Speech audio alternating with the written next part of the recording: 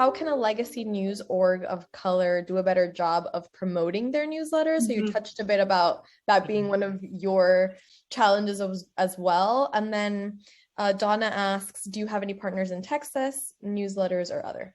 Okay, I would love to hear from you in Texas. So I'll put my email in the chat. Okay, so the first question is on ethnic media, I guess like niche community ethnic media and how they can promote their own newsletters. So we just got on Apple News, game changer. And, you know, like, here's the thing. This is why URL media exists. You know, Epicenter, you got to hire a developer to get on Apple News. You got to pitch them stories every day. Like, I do not have the bandwidth. Again, this gets to the point of like this, why does CNN, why are they successful? Like, you got to wonder, like, what came first, that you hired like 4,000 people in your news organization or that you dominate the internet, right? Like, it's just, so I can't hire 4,000 people, like, you know, maybe even 4 is a luxury. So URL Media launched an Apple News channel under URL Media and then sub-channels for each of the partners. So like an outlet like the Haitian Times, during the Haitian border crisis, its president was assassinated, there was an earthquake. Like, there is not a news event, it feels like, over the last like 4 months that like Haiti has not been somehow centered in this tiny country, right?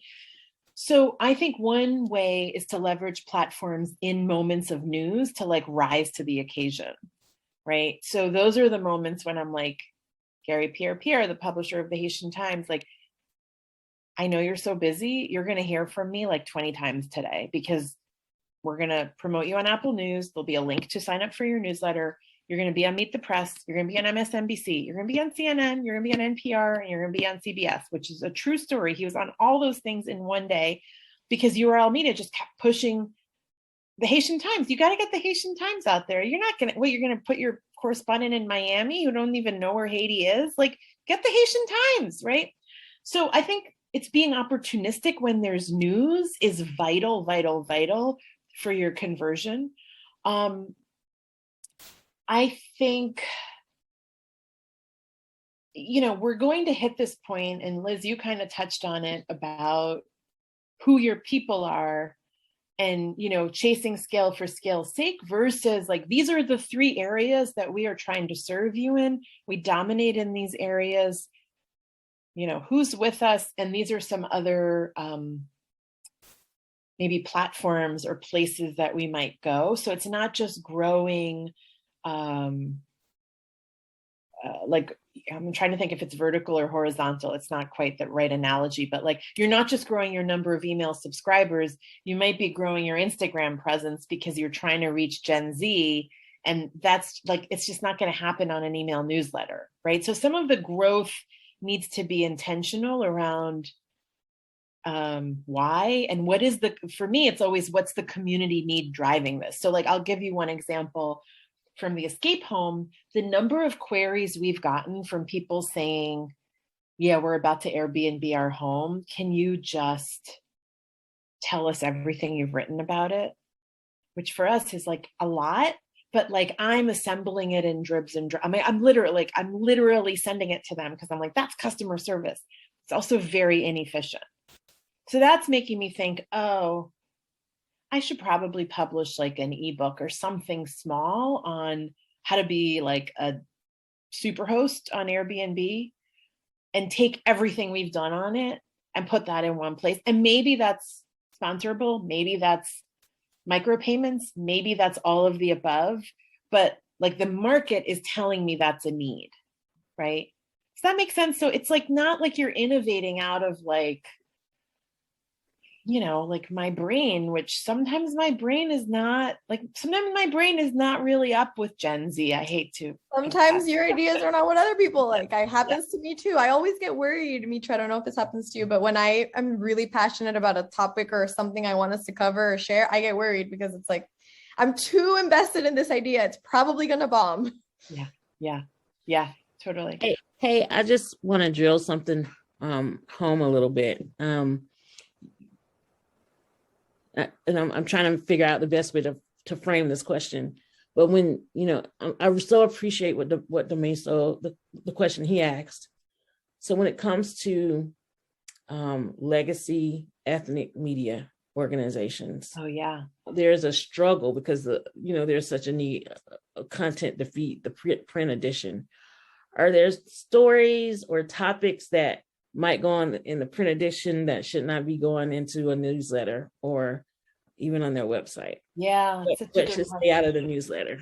Well, and I really feel for print products right now because COVID, like, especially for some of the weeklies or twice weekly in community media, and these are communities most affected by COVID. Like, are we really going to put CDC guidance like in there? Because this was a challenge I just want to make sure that I am in solidarity with both the question as well as the struggle, because this was in some ways a challenge for Epicenter as a once weekly newsletter, now twice weekly. How do we serve our communities? And also, is it like some stuff here, and to Tracy's question, some stuff not? So I would say that we need to almost see the printed product as kind of magazines, evergreen, the how-to. Also, own that news might be outdated, but could we like stick in a QR code or an email or a phone number? I just did this for our newsletter yesterday. We expect the next few weeks will be crazy on vaccines because of the ages 5 to 11 opening up and being approved for Pfizer. We don't know what this rollout will look like. We've heard mobile vans, pediatricians' offices. I don't know. Here's our phone number. Here's our email. The one thing I can tell you is that we will figure it out and help you, right? Now, there is no reason the version of that cannot go in, an ethnic newspaper that comes out only on Thursdays.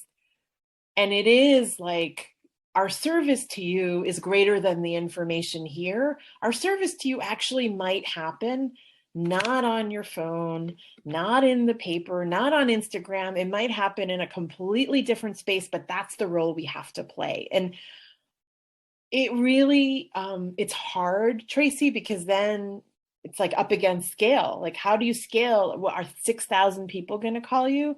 Part of the reason we also did the podcast was because I was like, well, let's just at least have, like, our podcast this week is like, I think it's so good. It's women who were worried about getting the vaccine while they're pregnant or trying to conceive, which like we have written stories about, but we just talked to a Black doctor in New York Health and Hospitals, like talking about like real fears in her community, but also the science, like she's the expert, right? So we sent her voice.